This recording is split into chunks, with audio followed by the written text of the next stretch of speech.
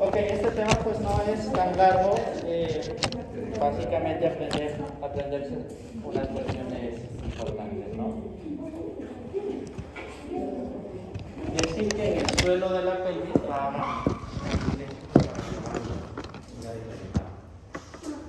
Decir que en el suelo de la pelvis existen diferentes estructuras, diferentes órganos y pues claro, también existen diferentes patologías, ¿no?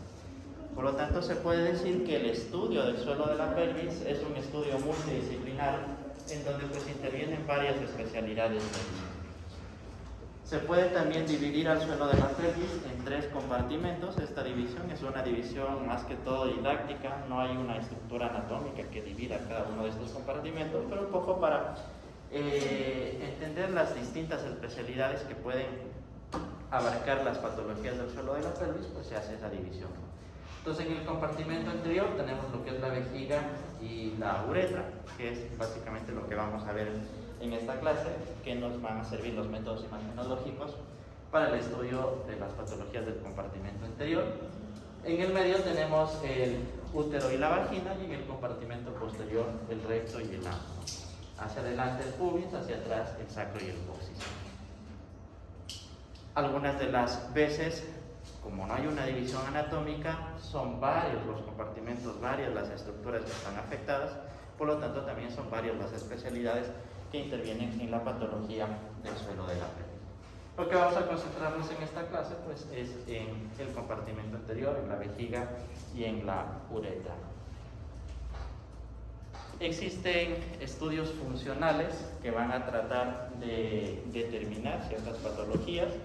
Solo por mencionar, en el compartimento anterior tenemos la cistometría, las medidas del flujo urinario, estudios de presión uretral, movilidad del cuello vesical, que son más estudios que los manejan los urólogos, ¿no? Son estudios funcionales, estudios dinámicos, entonces pues, son más arraigados a la urología. En el compartimento posterior, igual solo por mencionar, es muy importante la historia clínica y el examen físico. Muchas de las veces ahí pues se va a poder disminuir la serie de diagnósticos diferenciales que uno puede hacer. Ya en lo que respecta a imagen, en el compartimento anterior tenemos básicamente 3, 2 están ahí, el otro que está ahí es la resonancia magnética, el otro que no está. Pero bueno, la resonancia magnética, si bien es casi que el gol estándar, pues no está exenta de dificultades, ¿no? Lo principal, el costo y la poca disponibilidad, por lo que es necesario a veces también comprender otros estudios que pueden ayudar a la patología del compartimento anterior, que son estos de aquí. Cistografía retrógrada, que para el caso del cistocele juega un papel muy importante, y últimamente la ecografía y sobre todo la ecografía translabial. Y ya más adelante pues veremos de qué se trata esa ecografía. En el compartimento medio, al igual que todos los compartimentos, pues mucho mejor la resonancia, como dice aquí, funcional de la pelvis. Ahí se hacen básicamente 2 estudios, un estudio en reposo y otro estudio aumentando la presión intraabdominal, realizando maniobras de Valsalva, porque habrá patologías que se ponen de manifiesto cuando se aumenta la presión intraabdominal. Y en el compartimento posterior, pues tenemos ahí varios. Sigue la resonancia siendo uno de los principales métodos diagnósticos, pero también tenemos la ecografía endonal, la ecografía, tiempo de tránsito colónico, que para ciertas patologías también puede ayudar.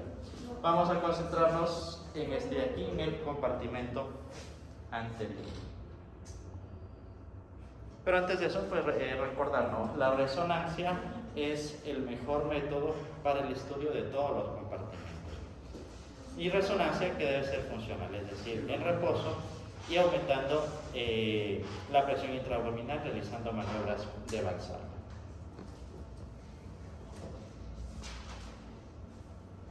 Y en resonancia, en el caso particular del cistocele, pues, ¿qué es lo importante que hay que observar?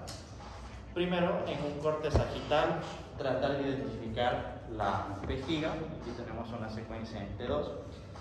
Y trazamos una línea desde el borde inferior del pubis hasta el borde inferior del coxis. Normalmente la vejiga debe encontrarse entre 1 centímetro por arriba o 1 centímetro por abajo, es decir, más o menos 1 centímetro, sea para arriba o sea hacia abajo, tal como se ve en este ejemplo. Eso se considera normal. O sea, 1 centímetro hacia abajo, por referencia a esta línea que trazamos.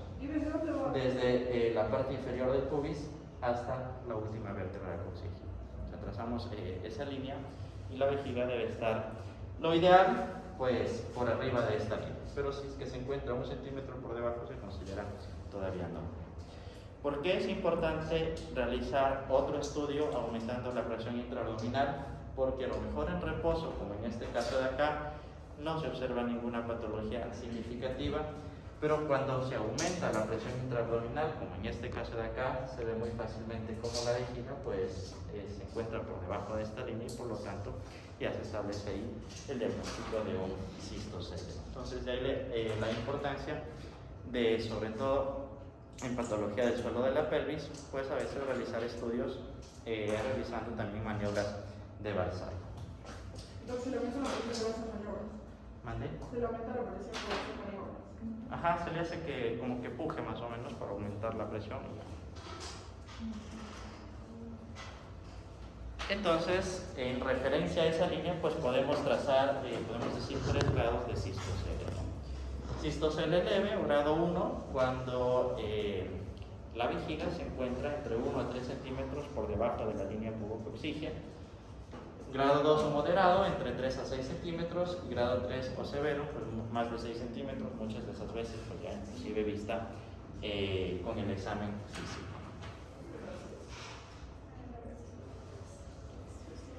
Si bien la resonancia pues, es el mejor método diagnóstico para la patología de la pelvis, pues volvemos a decir lo que siempre hemos dicho, ¿no? Es un estudio caro en comparación a los otros métodos diagnósticos.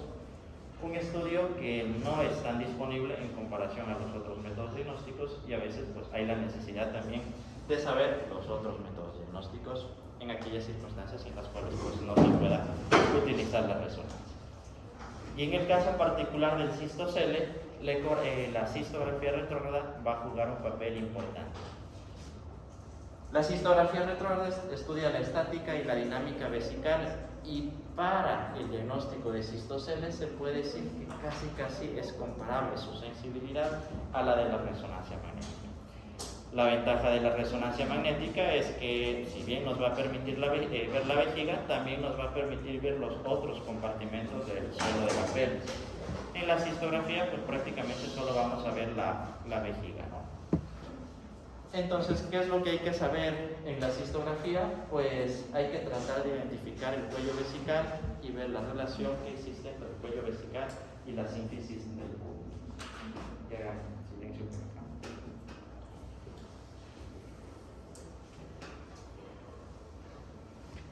Ahí tenemos 2 imágenes, 2 radiografías en antero-posterior de cistografías. Entonces se introduce una sonda vesical y a través de esta sonda pues se empieza a mandar solución salina mezclada con contraste iodado para tratar de llenar, de distender la vejiga.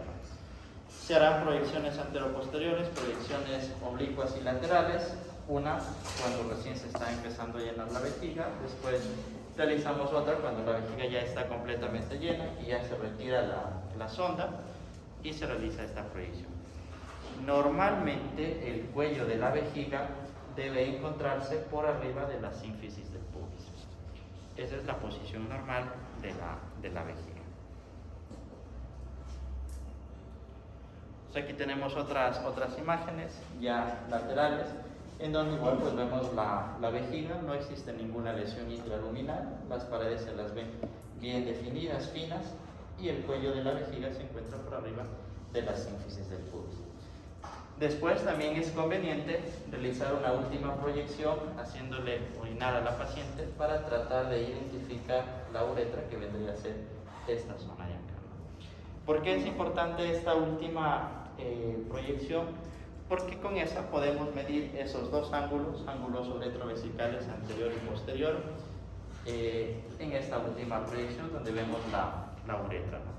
Entonces trazamos una línea que pase por el eje longitudinal mayor de la uretra, otra línea por el cuello de la vejiga, y al unir estas dos líneas hacia la parte posterior se forma este ángulo que es el denominado uretrovesical posterior. En condiciones normales el valor debe fluctuar más o menos entre 90 y 100 gramos. Cuando existe incontinencia urinaria, cuando existe cistocele, la uretra empieza a irse más hacia adelante y eso, claro, hace que el ángulo uretrovesical posterior también vaya aumentando. Se puede también trazar una línea vertical que pase por la punta de la uretra, y con la primera línea que trazamos, la unión de estas dos forma el ángulo uretrovesical anterior, que su medida normal más o menos es entre 10 y 30 grados. Una duda, la anterior imagen, ¿cuál es? Y la anterior. Esa es antero posterior. O sea, Las dos son antero posterior. Y la que le sigue. Esas de ahí Ajá. son oblicuas. Ah, son oblicuas. Este aquí dijo que, o sea, para que se contraste el nivel inicial orinar a la paciente. ¿Y cómo puedo contrastar el cuello? O sea, En la unión con la uretra. pero yo mismo le voy a conectar ese nivel. Bueno, aquí un poco más difícil, ¿no? Pero más o menos debe estar a este.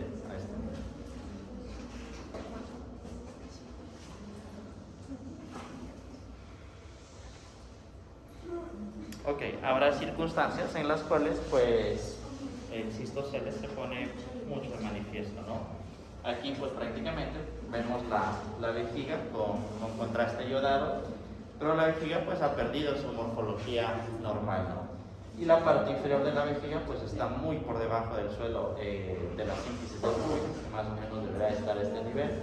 Entonces pues ya este es un gran cistocele, que inclusive pues muchas de las veces con la clínica ya suele ser evidente. Esto ya sería un caso extremo, un caso ya de un gran cistocele.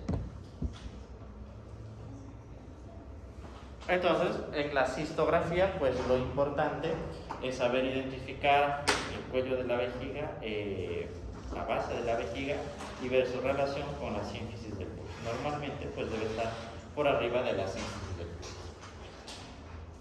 También nos puede ayudar la ecografía para tratar de ver aquellas circunstancias en las cuales hay patología del suelo de la vejiga. Entonces, en la ecografía vamos a evaluar la anatomía de la vejiga, de la unión uretrovesical, de la uretra proximal. Entonces, para eso, pues la vejiga debe estar completamente llena. Se deberá medir el volumen de la vejiga, para lo cual se miden las tres dimensiones del espacio: antero-posterior, transverso y longitudinal. Al igual que lo que hemos dicho en el útero, multiplicamos cada una de esas dimensiones y después el resultado multiplicamos por una constante, más o menos 0.52, y ahí sacamos el volumen. O el mismo equipo de ecografía pues también saca el volumen. Es importante ver la vejiga llena. Cuando uno hace una ecografía, pues es importante ver la vejiga llena. Vamos viendo las paredes, vamos viendo el contenido interno de la vejiga, que en condiciones normales, como aquí, debe ser homogéneo. Pero cuando uno está sospechando una patología del compartimento anterior, también será importante mandarle a hacer orinar a la paciente y después volver otra vez a hacer un nuevo estudio ecográfico. En condiciones normales, una persona debe, cuando va a orinar, pues debe orinar más o menos el 90% o más de lo que tiene en la vejiga. Si es que, por ejemplo, como en este caso de acá, aquí nos dice el volumen, 350 centímetros cúbicos, si mandamos a orinar a la paciente, pues en condiciones normales esta vejiga ya postmiccional debería tener 35 cc o menos de volumen. Si es que tiene más del 10% del volumen del residuo postmiccional, pues ya habrá que considerar que puede existir alguna patología que está haciendo que esa vejiga pues no se contraiga de forma adecuada y la paciente no orine todo lo que debería hacerlo. Una de esas pues puede ser la incontinencia urinaria y el cistocele. Es una ecografía Transabdominal. Ajá. Entonces, en ecografía, pues es importante pues ver la vejiga, ¿no? porque también habrá a veces circunstancias en las cuales haya patología, no necesariamente cistocele, incontinencia, pero haya otro tipo de patología que pudiera estar ocasionando la sintomatología de la paciente. Aquí vemos una ecografía, una vejiga llena, paredes finas, contenido anecoico, homogénea, y acá pues vemos otra vejiga. Sin embargo, esta de aquí será normal o no, la de la derecha de ustedes.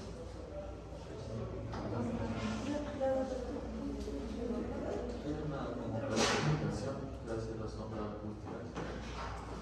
Entonces esta de acá tenemos la vejiga, sin embargo pues tenemos esta área hiperecoica que está produciendo gran sombra acústica posterior, entonces estamos ante una litiasis vesical, que a veces pues eso puede ser la clínica que tiene la paciente, y ahí la importancia pues de realizar estos estudios ecográficos en estas pacientes.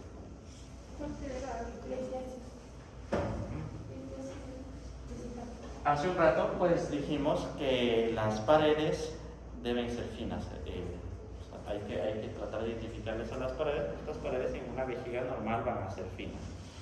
Habrá a veces circunstancias en las cuales pues las paredes se van a encontrar engrosadas, y si es que es así hay que tratar de ver si ese engrosamiento es difuso, es decir, todas las paredes de la vejiga están engrosadas con un tamaño mayor a los 3-4 milímetros, ya que eso nos va a traducir de que a lo mejor existe una patología inflamatoria, una patología infecciosa, por ejemplo una cistitis que está provocando que toda la pared de la vejiga se encuentre gruesa.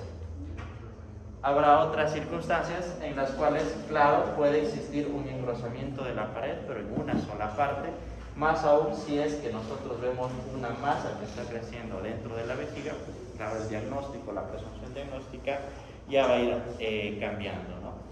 En este de acá tenemos una cistitis, un engrosamiento pues prácticamente de toda la pared vesical, un contenido interno homogéneo. Acá gran parte de las paredes son finas, si bien aquí son irregulares, pero claro, lo que más llama la atención es esta imagen de acá, esta masa que está creciendo dentro de la vejiga. Si es que ponemos Doppler, pues muy seguramente será vascularizada, por lo tanto debemos estar sospechando ahí de un cáncer vesical, que pudiera provocar la sintomatología que la paciente tiene. Pero en el caso particular de incontinencia cistocele, pues lo mejor es la ecografía transperineal, o también denominada ecografía translabial. Se la denomina así porque la punta del transductor pues solo va a estar a nivel de los labios mayores, a nivel del perineo, para tratar de identificar ciertas estructuras particulares en este tipo de ecografía. ¿Qué es lo que vamos a ver? La relación entre la uretra y el pubis, la posición y movilidad del cuello vesical, documentar si es que no hay, si es que hay o no hay incontinencia urinaria, sobre todo incontinencia urinaria de esfuerzo. Por lo tanto, al igual que dijimos en la resonancia, pues también será importante realizar estudios simples y realizar estudios aumentando la presión intraabdominal. Ahí habrá que medir el grosor de la pared vesical, al igual que en la ecografía transabdominal, cuantificar el prolapso de los órganos pélvicos si es que existen, visualizar mallas, igual si es que la paciente tiene antecedentes quirúrgicos, y bueno, algunos otros hallazgos que pudieran estar provocando la sintomatología de la paciente. En esta ecografía transperineal, ecografía translabial, ¿qué es lo que hay que grabarse? Pues esa imagen que se encuentra ahí. Si bien para esta no se necesita que la vejiga esté completamente llena, sí es ideal que la vejiga tenga una pequeña cantidad de orina, más o menos unos 30 o unos 50 cc, para orientarse mejor en las diferentes estructuras. Entonces, si es que es así, vamos a ver la vejiga anecoica, y muy seguramente adyacente a la vejiga vamos a ver una estructura tubular igual anecoica que corresponde a la uretra. Entonces primero habrá que identificar esas estructuras, y de ahí todo lo que se encuentre a la izquierda de la vejiga pues va a ser anterior, todo lo que está aquí va a ser anterior, y todo lo que está acá va a ser posterior, tal como habíamos dicho en el caso, por ejemplo, para visualizar el útero por ecografía transvaginal. Hacia la parte anterior de la vejiga vamos a encontrar una área hiperecogénica igual va a provocar una sombra acústica posterior y esta va a corresponder al pubis. Entonces habrá que ver la relación que existe entre el pubis y el cuello de la vejiga, el pubis y la unión uretrovesical. Si vamos hacia posterior, pues también vamos a encontrar otras estructuras, vamos a encontrar la vagina. Como la punta del transductor solo está a nivel de los labios mayores, pues aquí no vamos a ver el útero, muy difícilmente tampoco se van a ver los ovarios, ya que se va a salir del campo de visión, ¿no? Porque lo que queremos básicamente es ver esta relación entre uretra y vejiga y el pubis. Pero también podemos ver la vagina, y más hacia atrás vamos a ver una estructura más o menos en forma de C, que es el canal anal y el recto. E inclusive más hacia atrás vamos a ver toda esta área ecogénica, que son los músculos elevadores del ano. Entonces, habrá que reconocer en esta ecografía esas estructuras. Eso mismo viendo en otra imagen en donde se identifica, ¿no? La vejiga, volvemos a repetir, si bien no es aconsejable que la vejiga esté completamente llena, lo ideal es que la vejiga tenga una cierta cantidad de orina, unos 30 o unos 50 cc, para poderla identificar de mejor manera. Vemos la vejiga, vemos una estructura lineal igual anecoica, de la misma ecogenicidad que la vejiga, que corresponde a la uretra. Hacia adelante tratamos de identificar el pubis. En algunas circunstancias se ve un poco mejor, en otras no, pero bueno, aquí podemos ver esta sombra acústica posterior que viene a corresponder al pubis, más o menos esta. Hacia atrás vemos la vagina ecogénica, más hacia atrás el canal anal y el recto, más hacia atrás los músculos elevadores del ano.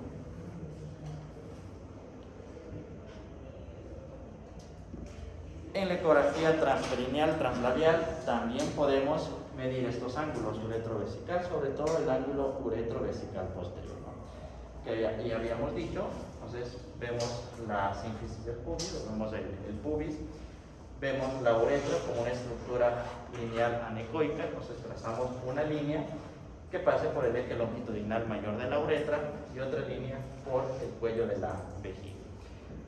Anterior acá, posterior acá. Entonces al unir estas dos líneas hacia la parte posterior se forma el ángulo uretrovesical posterior, ¿no? Que habíamos dicho que en condiciones normales fluctúa entre los 90 y los 100 grados. Ahí tenemos un ángulo de 138 grados, entonces un ángulo que está aumentado. ¿Para qué nos sirve eso? Aquí, si bien el ángulo está aumentado, la relación que existe entre la unión uretrovesical y el pubis es una relación normal, ¿no? Volvemos acá. Normalmente se debe visualizar así, ¿no? Anterior, esto de acá es posterior. En relación a la paciente, todo lo que está arriba será la parte caudal de la paciente, todo lo que está abajo será la parte cefálica de la paciente. Entonces, esta posición de la unión uretrovesical del cuello vesical con el pubis es normal. Volvemos acá. Esta relación de la unión uretrovesical del cuello vesical con el pubis es normal. La posición del pubis con la vejiga. Sin embargo, este ángulo pues se encuentra aumentado. Ahí no pudiéramos decir que existe un cistocele. El cistocele es el descenso del cuello de la vejiga, el descenso de la vejiga, pero al encontrar un ángulo uretrovesical aumentado ya nos debe dar un indicio de que esta paciente pues pueda tener una incontinencia urinaria, a lo mejor una incontinencia urinaria de esfuerzo, ¿no? De ahí la importancia de medir estos ángulos, sobre todo el ángulo uretrovesical posterior, por ecografía translabial o por cistografía retrógrada, si es que estuviéramos haciendo este otro estudio. ¿Cómo se llamaba la unión uretrovesical? Sí. Este aquí. ¿Cómo sabe dónde trazar esa línea? Hay que tratar de ver la base de la vejiga, o sea, va siguiendo la base de la vejiga. Aquí no está tan claro, más o menos la vejiga está extendida. Entonces, la base de la vejiga pues está acá, hay trazos y la otra por el eje longitudinal mayor de la uretra.